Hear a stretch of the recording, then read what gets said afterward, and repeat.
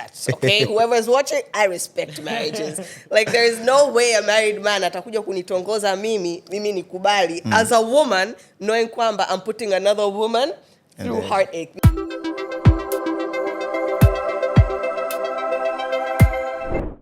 Hi everyone, and welcome to Unveil Tanzanian Voices, also known as UTV. We are so excited that you have joined us on this journey, and we are so excited to be shooting our first pilot episode.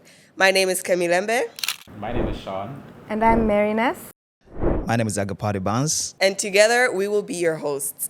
Today's episode is titled No Diddy, and the title is inspired from the current events that have been happening with Diddy and his abuse in his previous relationships. We thought this topic would be relevant as young adults. This is something that everybody goes through. We go through relationships, some good, some bad. And we just wanted to go deeper and discuss why young adults would find themselves in such situations and how they could help themselves get out of certain situations, or where they could find such a good support system for them to become successful in different ways. Speaking of which, not Diddy and everything and relationships, I wanted to know what constitutes to you guys what is a healthy, perfect relationship. I think cha kwanza bisa ni love, man. Kama mapenzi hamna, like what is that, man? Mapenzi. Cha kwanza lazima kuwe na mapenzi baina ya watu wawili, like mtu wa kwanza na mtu wa pili. So kama hamna mapenzi, I think sidhani kama itakuwa ni moja ya good relationship. Naomba nikuulize, sasa when you say love, do you think love is enough to constitute a relationship? Because for me, love is a verb. Yeah. Kuna mambo mengine inabidi ya support. Kwa mfano kuna love, like love haitotosha peke yake. Like you have to communicate. Okay. Like communication inaingia hapo katikati. Like the honesty, transparency, you know? Hivyo vitu vyote ndio vinajenga a good relationship na mtu mwingine.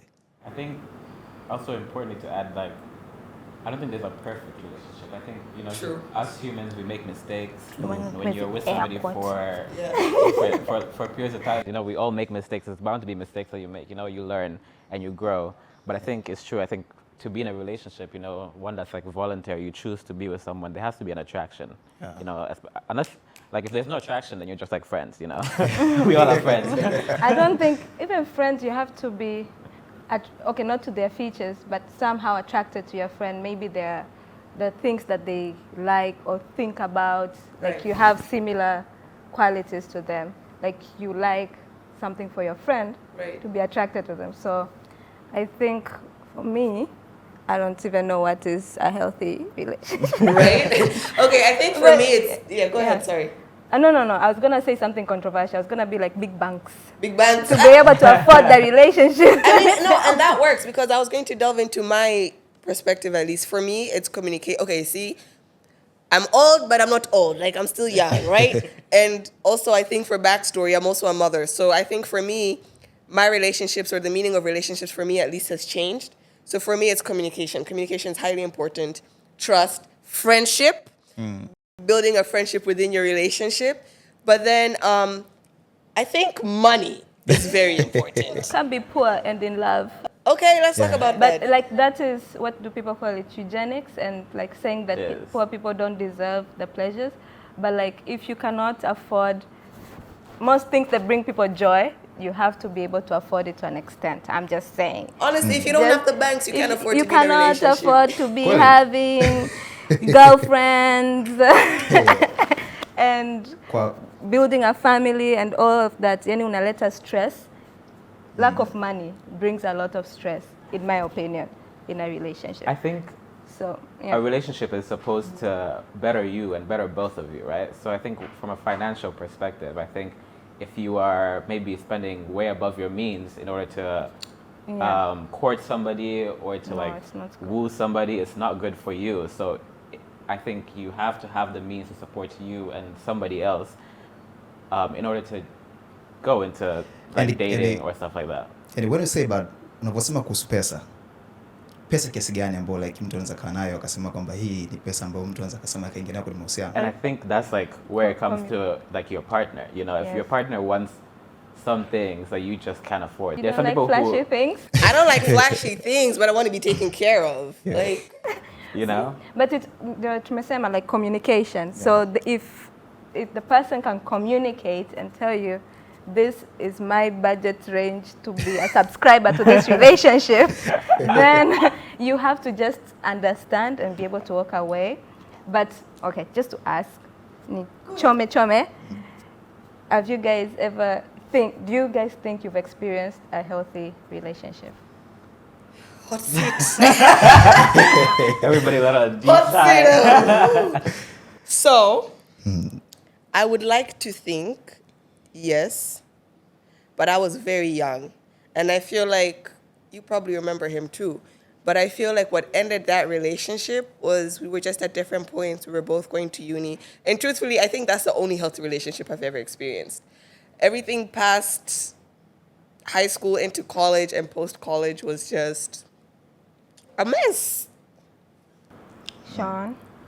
No, I don't think I have, but I just have never been in a relationship. People talk about for financial reasons. I feel like when you're like, I feel like I am very focused on what I want to do to a place where I can even start thinking about being in a relationship with somebody else, because there's a lot of things that like, you know, constitutes, you know, going on dates and being there for someone. I think a lot about relationships is supporting somebody else to be better in their own personal lives. And, you know, sometimes you can't do that if you're not there yourself, you know, like, yeah. You brought up a really good point. You know, we've been talking money and all these different things, but I also feel like for a healthy relationship, it's also very crucial for someone to know themselves, to know what they want, what they love, before they can go out or go out and venture into a different relationship. Because I feel like you can never serve anybody, and this is for all kinds of relationships. You can never serve anybody if your cup is half full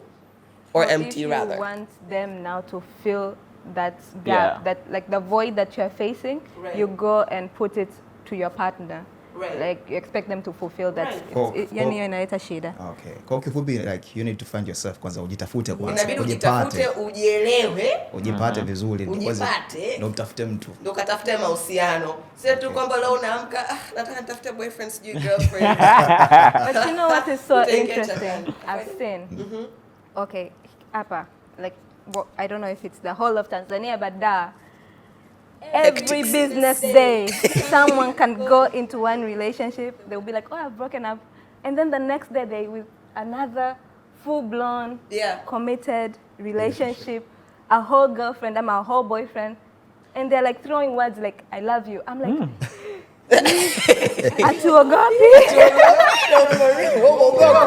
like, it's like serious. Like people be like, oh yeah, like also dating multiple people at once.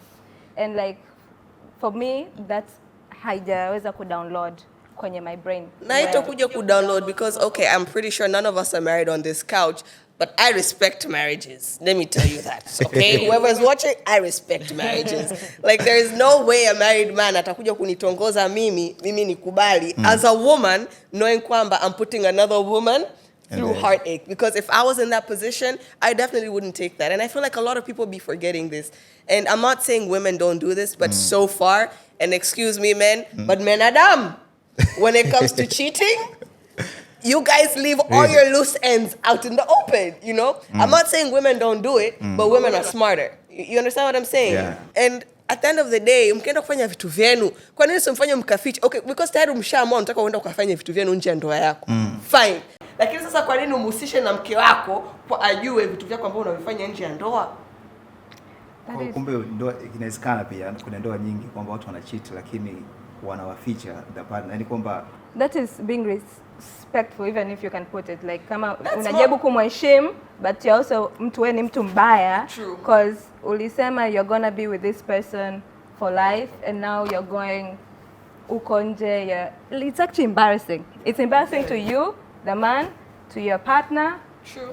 And everyone in between. Na wengine hawafichi wengine unajua kabisa wewe tena tena zima na trend wana pete hapa. Na bwana wanakuja like sir. And then you're asking them. Na tukiweka kwenye context ya Tanzania, unajua kuna msemo unasema kwamba Kiswahili inakwambia kwamba hamna mtu rahisi kupata mwanamke kama mtu ambaye kaoa. married men are the most single men in this country. Like, and it's very easy the, to get a the chick. most single person you'll find is a married guy. And I think- Like, uko single kupata a girl inawezekana very hard kwa sasa hivi. Lakini ukiona mtu akiona peta unaona this is the same. Yani for me I think we in all relationships exist in the social environment that we are in. You know, it's different having a relationship and exploring relationships in Tanzania than it is in like countries in Asia, than countries in South America or North America or Europe for that reason, you know? And so sometimes you have these things where people, especially for men, it's seen as a good thing if they're able to court many women. So that's why you end up with people who cheat, and you end up with people who float from one relationship to a relationship. They never with themselves for an extended period of time because, you know, when you're single, some people are looking at you like, oh, why are you single for an extended period of time? But we've touched on cheating in relationships. And I think for me, that breaks a kind of trust if you haven't discussed that with your partner in terms of exploring, you know, other people within your relationship. So what other ways can people recognize abuse in relationships, do you guys think? Oh, that's a lengthy one. There's a lot. And I know just to start off, there's like abuse that I think most people are can easily recognize, which is physical abuse. That means when you're harming somebody, when you hit them, and even sexual violence when people are forcing you to do things in terms of physical contact that you just are not comfortable with. And you know, it's very controversial, especially in this country, but because in the law itself, you know, when you are married to someone, a lot of sexual violence is not seen by the law as violence, you know. Right. I think for me, just before we dive deeper, I think you bring up and you raise a really good point on abuse, because a lot of people think of abuse as just physical. But a lot of people don't think of abuse as emotional, psychological, financial.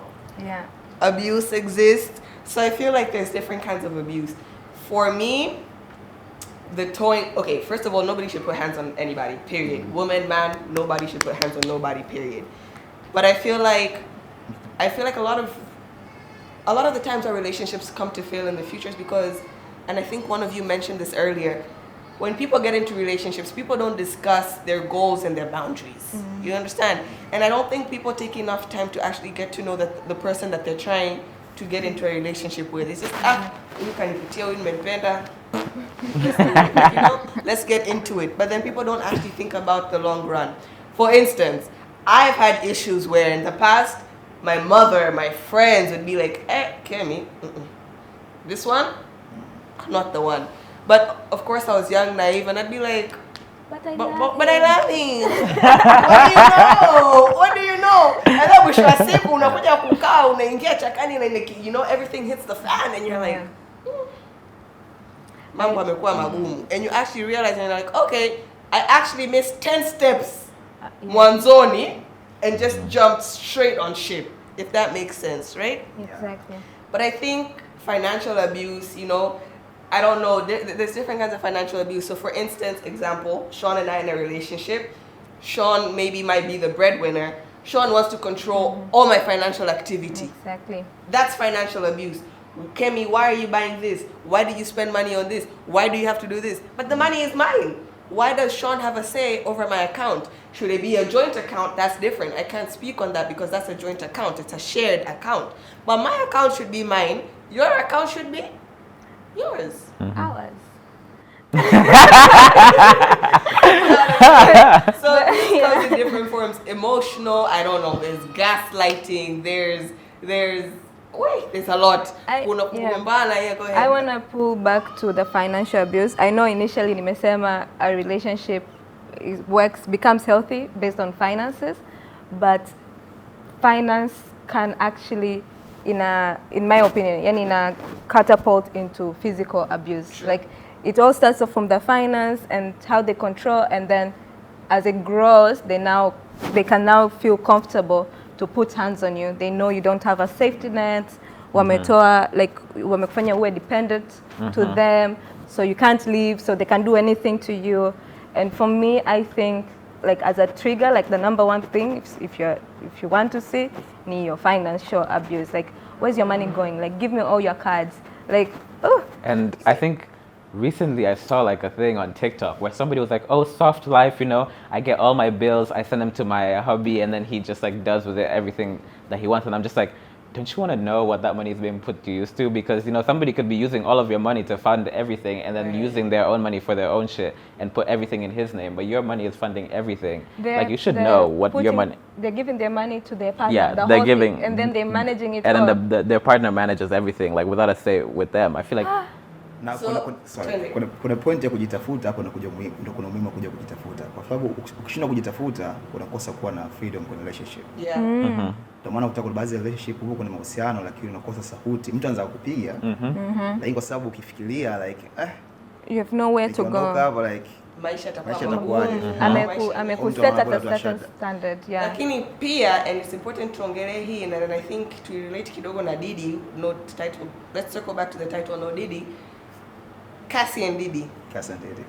Kwanza, there's like a, from my understanding, correct me if I'm wrong, there's an age gap pale. Sawa? Yeah. Big age gap.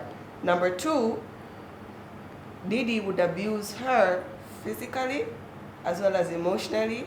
I don't know about the finances part. Sawa? Kuna watu wengine kama Cassie, especially nategemea na mtu wako ambao umeingiana kwenye mahusiano, what power do they have? I think that's something else people need to learn. Kwenye jamii, kwenye society, wana power gani? Wana status gani kwenye jamii? Unanielewa? And I think one thing a lot of women relating to Cassie have a problem with, and I don't think it's more so a problem because it's a valid problem, is wanawake wengi wanaogopa kuondoka. Abuse ikitokea, how do I leave? Because very many times tushasikia cases na stories za kwamba mwanamke amemkimbia, amemwacha mume wake, amemwacha sijui mtu wake, baadaye mtu anakuja ameuliwa.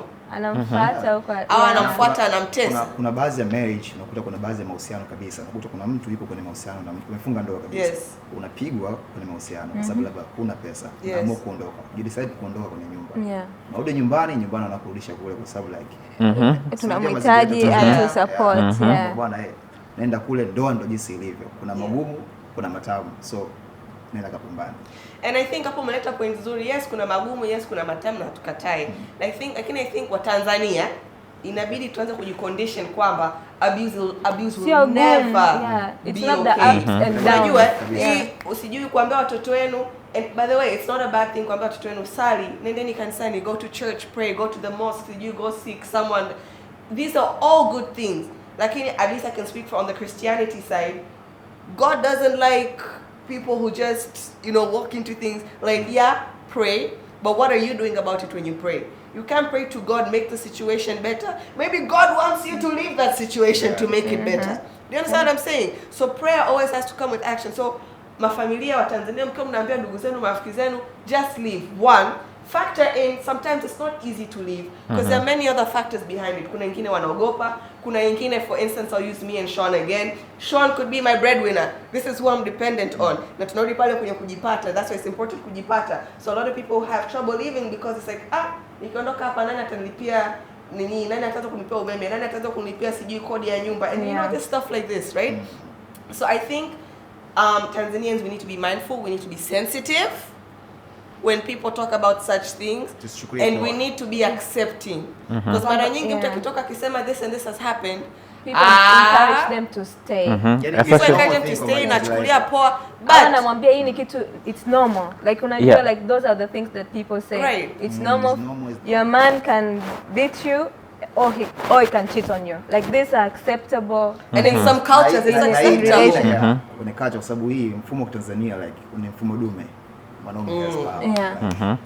we're talking about abuse and recognizing abuse, and we're talking about, I think it's important to recognize the social environments that we are in. Sometimes when people want to try to leave, they get told, you should be grateful you have a man that provides, and so that makes it hard to kind of leave because, especially if you're with a man who has a lot of power and you come from a family that doesn't have the financial means of your man's family, then it becomes hard to leave. And I think a lot of people find themselves in those sorts of situations. And I think also moving into like a digital age, as we are now as young adults, I think another form that we don't touch is like social abuse. Somebody posting things on internet when you didn't give consent to. Somebody who always wants to know where you are and they're always like, share your location.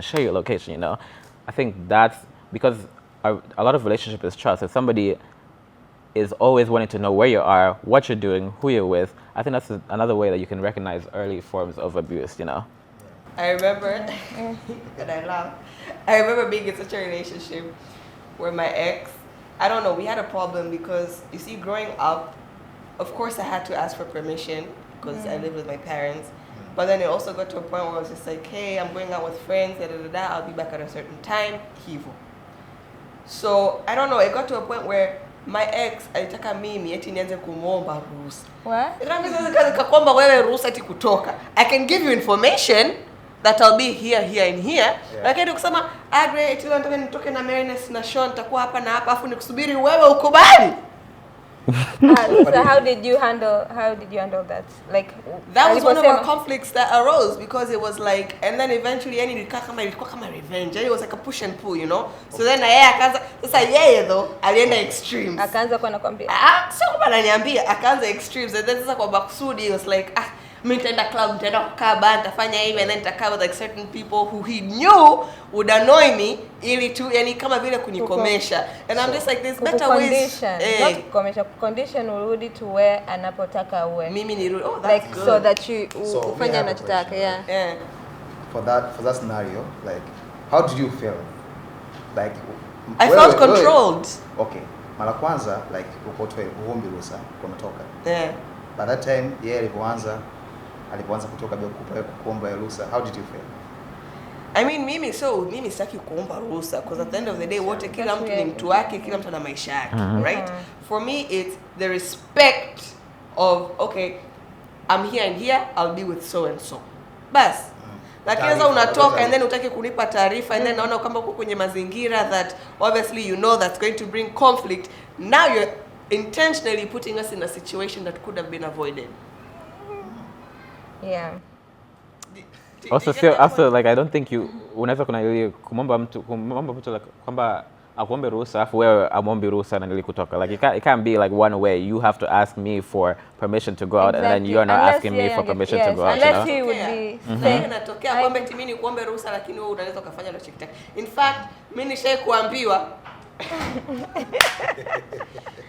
kuambiwa kwani wewe ni polisi. Oh my God. Because I wanted to know like where you at, like tell me where you at. Akaniambiaje kwani wewe ni polisi? I think it's common decency. Unajua like kumwambia mtu I'm gonna be at this place. Not because unataka kwambia yes or no, but if this is your partner, anything happens. True. People will go kwa your partner kuuliza, do you know where this person is? Imagine you don't know the last 12 hours of his whereabouts. Hiyo ni nini? Like au natoka mnazima simu alafu iwe. Afi inakusaidiaje? Like even if you're doing the worst thing, at least even like sharing details of where you even with your friends, it puts people at ease. Kumantikia kwamba kila mtu anatakiwa like inatakiwa 50-50. Yes. Hawezi expect mimi nifanye vitu afu usitaki. Lakini wanasema uchumba ndo preparation and marriage. Kwa hiyo unatakiwa mwisho uchumba. That's another topic that's going around. So like kama wewe na mchumba wako umeanza mpo kwa mahusiano. My friend, uchumba preparation for marriage, but yes, I agree. Kuna marriage unaweza lazima utoe ruhusa, uombe ruhusa. No. I don't think so. Kwani ni uombe I don't think ruhusa? so. Nyewe ni watu wazima wawili. Baby, leo natoka, nitakuwa huko. Usiogope. Naomba nitoke. You know, Yeah. okay, maybe unless you're depending on your significant other for finances, then yes, it's a tricky situation. Hapo ndo kidogo inabidi ujishushe useme oya baby, nataka nitoke naomba hela. But Ken, that raises concern. It does raise concern. Mjomba wangu ambaye yuko labda ndicho. Kwa that scenario ambayo unaizungumza. Yaani utamuelewesha sana mjomba wangu ambaye yani kama mtu ambaye kutoka kijijini ambaye like haelewi maana ya like I think isn't it is their culture, you know? Like for that particular woman ambayo iko kijijini na mazingira ya kule, it makes sense in the situation that they are in. Lakini uje hapa we I'm working just as much as I'm working. Anafanya kazi the same. I make my money, they make their money. Afu nije nikwambie, yani mimi ni full service human. Afu nikwambie naomba niende nika hang out with my friends. No. Hapana. Yani ni heli I don't know what to do. It's okay for mimi like nipo kwenye kwa mfano nipo kwenye mahusiano na wewe, then nakupa taarifa hiyo nipo kidimbwi. nakupa taarifa kwamba like have fun. Yani that shows yes, inaonyesha healthy kwamba mimi na wewe exactly. Tuhitaji kuwa like kwamba umeenda kidimbwi na mimi nije.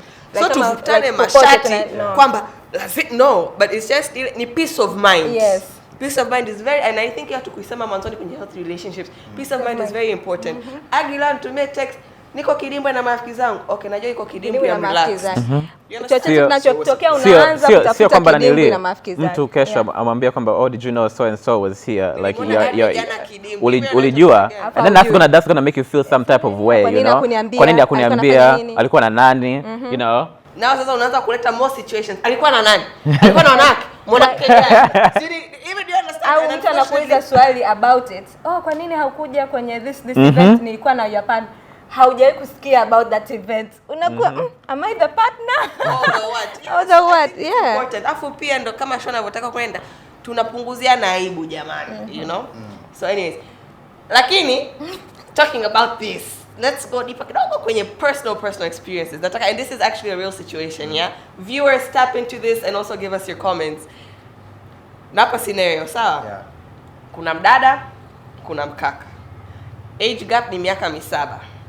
Sawa? Yeah. Walikutana online dating app. Sawa? Yeah. Tinder. Wakaongea. Sasa sikiliza the situation. So, yani hapa kulikuwa kuna red flags from the beginning, but anyways you guys will be the judge. Sawa? From the very beginning nini wakaanza kuongea nini. Huyu mdada alikuwa amesafiri, I think ilikuwa Christmas time, alikuwa amesafiri na familia yake nini, so jamaa akataka ku-meet up, mdada akamweleza sipo, lakini kirudi we can meet up. Kurudi kweli akaanza kuongea tena, akaanza ku-meet up, jamaa akam-invite out. Unanielewa? Sasa kum-invite out yule mdada akamwambia I'll think about it, maana mimi nimetoka girls night na marafiki zangu. From that night, sasa jamaa yani busy. When are you coming? When am I seeing you? When I'll come pick you up by myself. That's red flag number 1 in my opinion. Nilivyosikia hii story. Sawa? Haya. Tunaendelea nini baadaye tunahama location kabisa. You can see jamaa yani kalewa, yani ile kalewa, because remind you mazingira ni kutoka out. Sawa? Baada hapo tukamove tukaenda club. Tukaenda club, jamaa clearly imagine yeye ameniita mimi out. Sawa? Ameniita mimi out lakini anamtongoza mwanamke mwingine. Sawa? This is your first date. So you're invited out and your guy anamtongoza mwanamke mwingine. You approach that guy. So you dem anaenda kumapproach jamaa pale. Akasema lakini mimi si nimetoka na wewe, shida iko wapi? No. Umeelewa? Wewe ukabaki okay. Muda ukafika kuondoka, wakapelekana nyumbani, jamaa akamdrop dem nyumbani.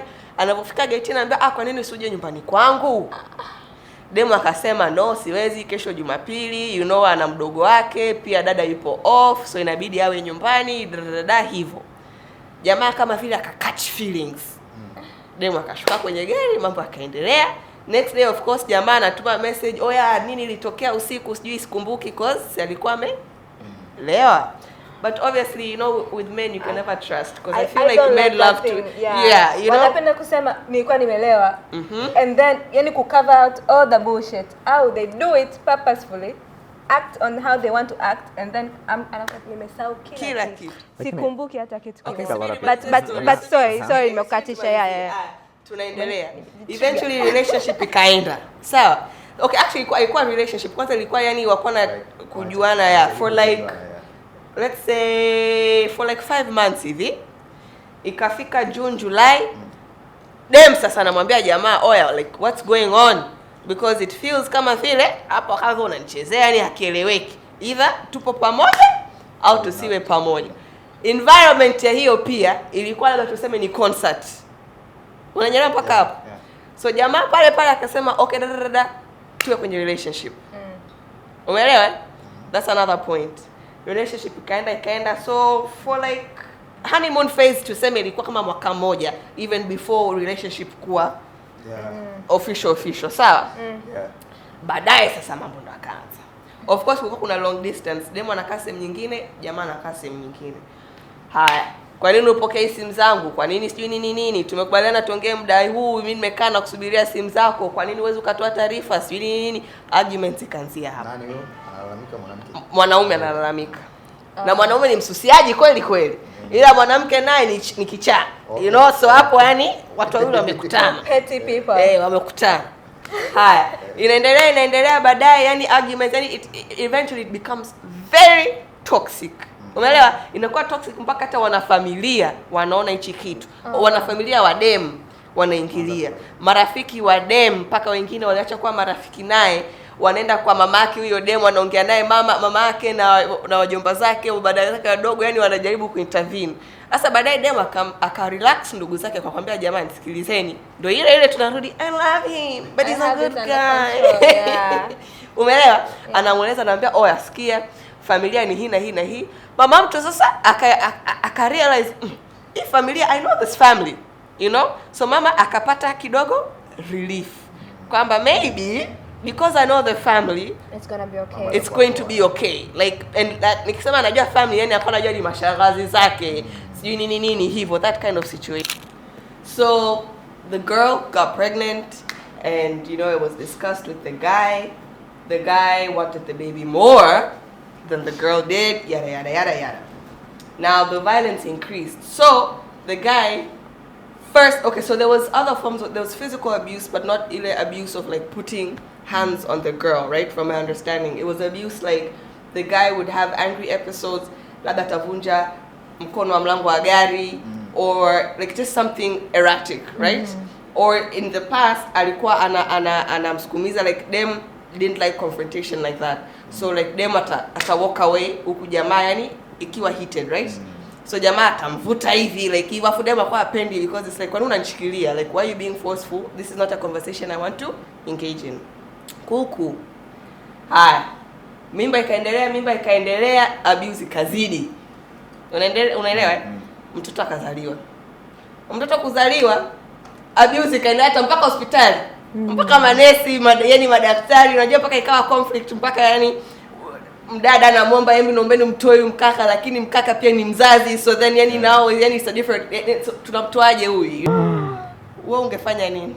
Oh my god. Yani nimehesabu red flags. Mikono imeisha.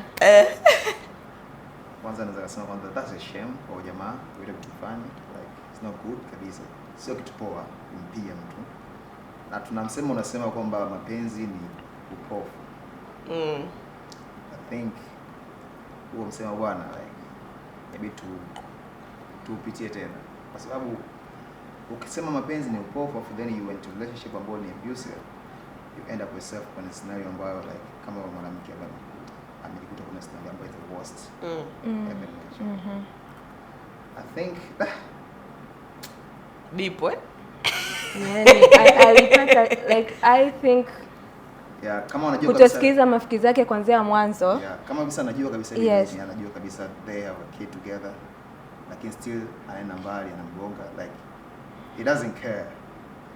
I think Okay, not to shift blame kwa yule mtu aliyepata the abuse, but to keep it in as clear as day. Like I feel like more trust should be kept in those friendships umebuild ambazo unakuta more than 5 years 10 years, yani hao ni mafikiri zako unawajua for the longest time, and then this guy unakuta ni mpya into knowing you, and then mafikiri zako wakwambia I don't think this is right, yani what you're experiencing now it's not okay, it's not for you, but wewe unasema no, I'm strong headed, naenda kwa this person and listening to them. So I think ingesingetafika hiyo stage ya the car, the child, kama ngosikiza the friends from the first, hata wazazi, kumbuka wazazi waliingilia. Exactly. And to an extent though, the person ambaye experience that nyote nje mnaona, and you cannot go na ukaenda ukamslap ukamwambia wake up because now utakuwa na abuse.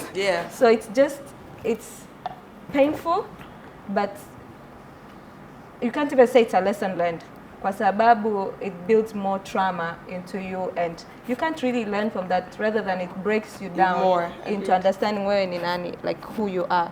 So I think the situation was just so awful from the beginning. But like from the minute amekwambia ile nini, wameenda to the bar, to the club, they had to meet for a night out, ile the first date, anakwambia anaongea with the other girl, like me personally that would have been bye-bye. No problem, let me go say hi. Na block. Like, for me, I think the trigger in answer, like, I hope she knows better like those now. initial things that, yes. So, yani from the minute unaonyesha uko kushoto, you depart, like, straight out. Right. So I think the advice for me, like, come to your turn, those first things, how they present themselves initially, take heed.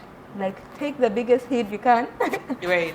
From that moment and run as fast. Because then the disrespect. And then I think people always say, when people show you who you are, who they are, believe them. Exactly. You know, believe them. You know, Don't make you an have this excuse, idea of who yeah. this person is or who they could be in your head, but separate that. Look at what is actually happening and believe them. Believe how they're acting. You know, and also I think another ridiculous thing is a capacity thing. You know, if somebody is financially doing all these stuff for you, supporting your family, paying for dates, how are you also just insistent on having a child who you would not be able to support? Exactly. You know, there's, I think, a lack of understanding of what your capacity is. Kwa hiyo point of view, changamoto ya mwanamke and that relationship ilikuwa ni kutoka kwenye mahusiano. So you guys, mnahisi ni kitu gani ambacho like is better ukifanya ili mtu aweze kutoka kwenye mahusiano abusive kama haya? I think turudi pale mwanzoni, kujielewa Yeah. na kujithamini.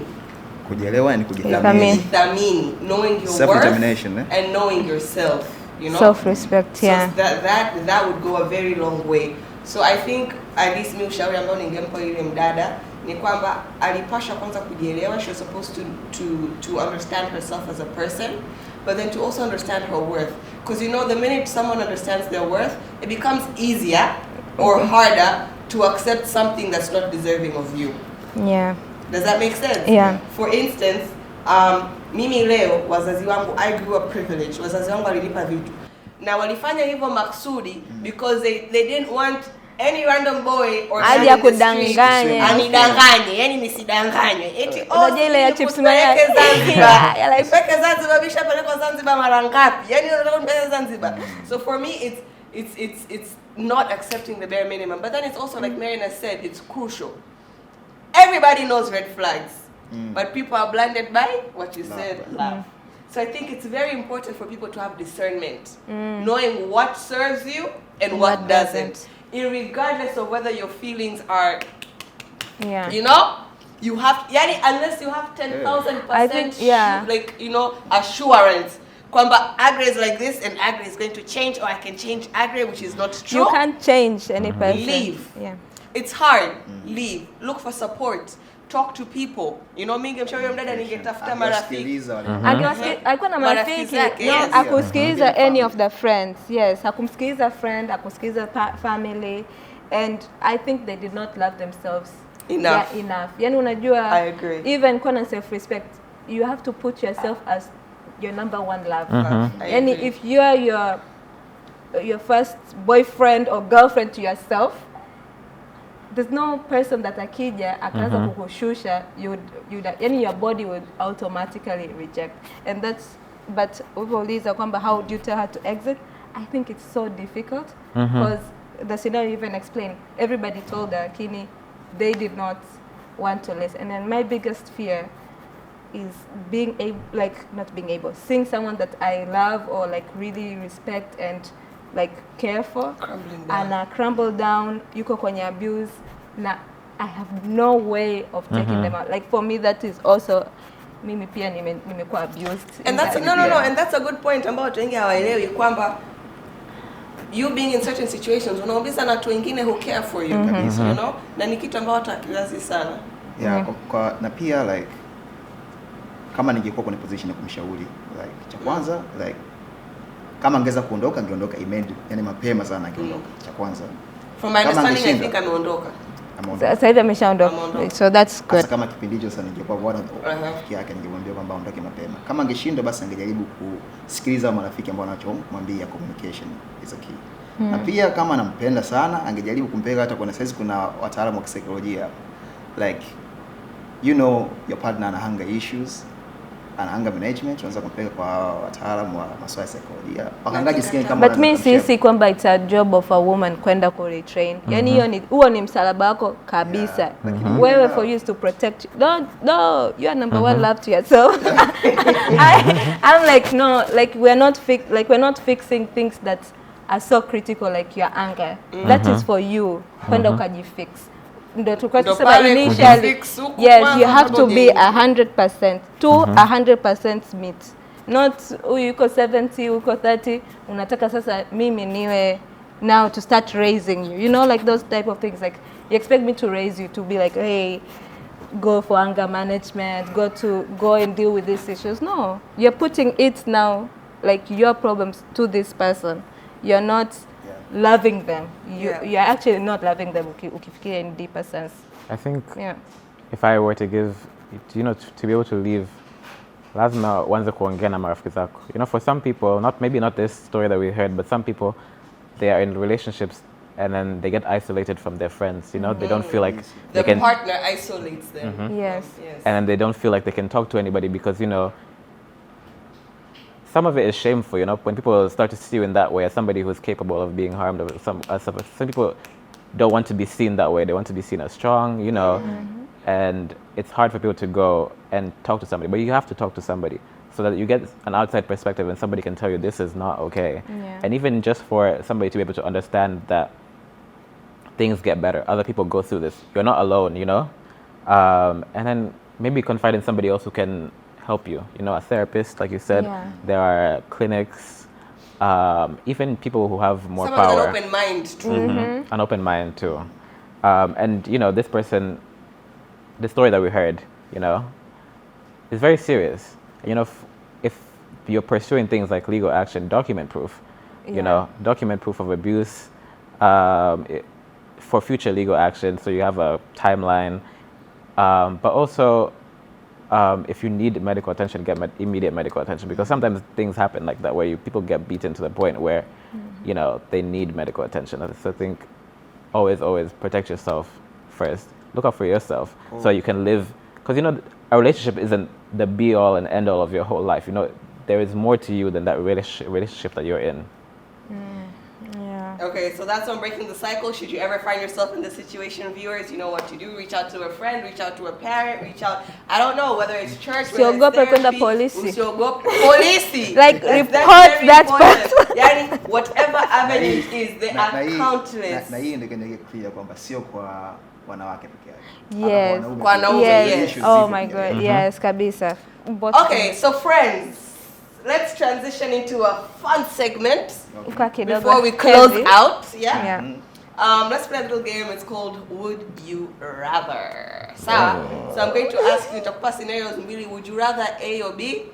Alafu nye mnanipa situations. Whether you want to give explanations, go ahead. Lakini, make it spicy. Quick. Yeah, make it spicy. So my first question would be, would you, and this is relationship based, yeah? Oh, okay. Would you rather be with someone who is always late or someone who's always on their phone? I would say late, because I'm also always late to everywhere. But also because, if you're late, you can still, like, whenever somebody gets there, they're with you. As opposed to when somebody is always on their phone, they're not with you. They are somewhere else. And I think when you're in a relationship, you have to be with somebody when you are with them. On their phone, texting other people, or like they're taking content? Because those are two, like, they're not, but I don't know, No, that's always difficult. on their phone, like people who are always on their phone. Like on calls. Yeah, Like calls, Texting, text. together, you go texting, Social media. media. Always on Kama their ni phone. finance Unajua bro unaweza na kuwa mpo naye pamoja. Yeah. Amekuja, like amepigiwa simu na familia, like rafiki yake wa karibu, labda kuna issue ndio kazini, vitu kama hivyo. Yeah. Unaweza kuvumilia, lakini sio like mpo kwenye conversation, like yuko on social media, yuko single, like hiyo ni. Okay. I think I'll go for late after you explained it. Really? But I'm on phone. I'm always on my phone. So sijui sasa what constitutes to being too much on your phone. I don't know. Yeah, that's the thing. Kuna this girl nishakutana naye. Mimi nakusikiliza vizuri nikiwa na chat.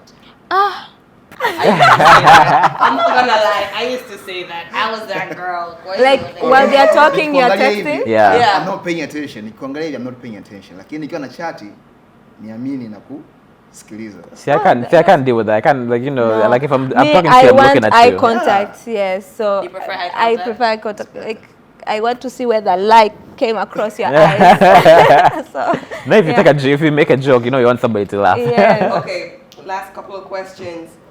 Would you rather have a partner who is very clingy or very distant? How about neither? Yeah. Really? You know, because clingy is like what we're talking about, you know, abuse. You know, somebody who wants to know where you are all the time, but, you know, wants to be controlled. even once you know, they're always there with you. Is touch, quality time. It doesn't Okay, have to but be that's abusive. fine. That's fine. That's If you fine. put it that way, But like It doesn't have to be- everywhere, mnaenda pamoja, everything to no, let me breathe. Yeah. But like distance, pia ni like, okay, that's too much. Are But we I know people- even- I know where's people- the assurance? I know. I get tired of people very quickly. Yeah. But it's also different stages, you know? There's some people who are in marriages and they live on different continents, you know, and they make it work. There's some people who are married and they have different rooms for when they're tired of Yeah. each other. Come on. I want me distance. I'd rather distance. Neither. Really? Yeah. All right, next question. Would you rather be with someone who's an overthinker or someone who's nonchalant? Overthinker. Nonchalant. Oh. What? Really? Why are you overthinking everything? It's just. It's But just- at least I know that you care, you're thinking. Nonchalant is like, don't care. Yeah, you don't care. okay, You're there are just like people who every- care but who are very nonchalant. I am bringing the overthinking here. You're okay. I'm also bringing the overthinking. So I just need somebody to understand when I overthink. You know, I need to understand that you also overthink. You know, I can't be with somebody who's like, let's say, pastor. They're like, okay, whatever. Okay. They're like, I'll just let be. Okay. Okay. Okay. Okay. Like- What's your biggest pet peeve in a relationship? I know mine. Mine would You be. don't know? I do. What? Personal hygiene. Yes. Yes. Yes. What's yours? Make sure your mouth is clean. Your armpits smell nice. Because like relationships are very physical, you know, personal. Like, and you can't get close to somebody if you know I'm coming close to you and then you know. Hapo sasa. Nah, for me it's personal hygiene. I agree. All right, last question. Yeah, Wait, go they ahead. didn't answer. No, I'm passing. Me, like, since I'm Aquarius, Yeah. Oh. Science. Who has trained him? ambaye anaweza ka communicate, ambaye anaweza ka stimulate my mind. So a non-communicator is your pet peeve. Yeah, like, Interesting. I really like people ambao like, kwanza can stimulate in some way or another. Alright, last question. Last question. What's the most romantic thing someone has done for you guys? I personally don't have one. Again, mimi nilikuwa like, Multiple. I was in Arusha Oh, okay. and I've got this friend of mine alikuwa pa Dar es Salaam, akapata 2 tickets za kwenda like Zanzibar. Like ni mtu ambaye like hatujafahamiana sana, like akanipigia simu akaniambia yo, but I got 2 tickets. This one for you bro. Joe, bwana. Sasa bahati mbaya nilikuwa like nikashindwa kwenda, lakini that was like One of the most romantic things. Yes. Cute. Marinus? Yeah. I was trying to download all of them that have happened. Oh, lucky. God's multi- favorite. multiple. Yeah, multiple. Some of us have had none. I think which one? My God. Okay, Sean. Yeah, she's like thinking. okay, I'm gonna like put Yeah, them in as order she and then thinks I'm gonna yes. I really don't have any. I haven't been in a relationship. I don't have any, so you should go. Oh my God. Okay, say one. One. Okay, so okay, this is this is recent. I was interested in doing a certain activity, and this person paid everything, and even like travel to do those activities. And this is pure passion project. See God's favorite. And, okay, this is the most recent one. So, yeah, that is a romantic thing, you know.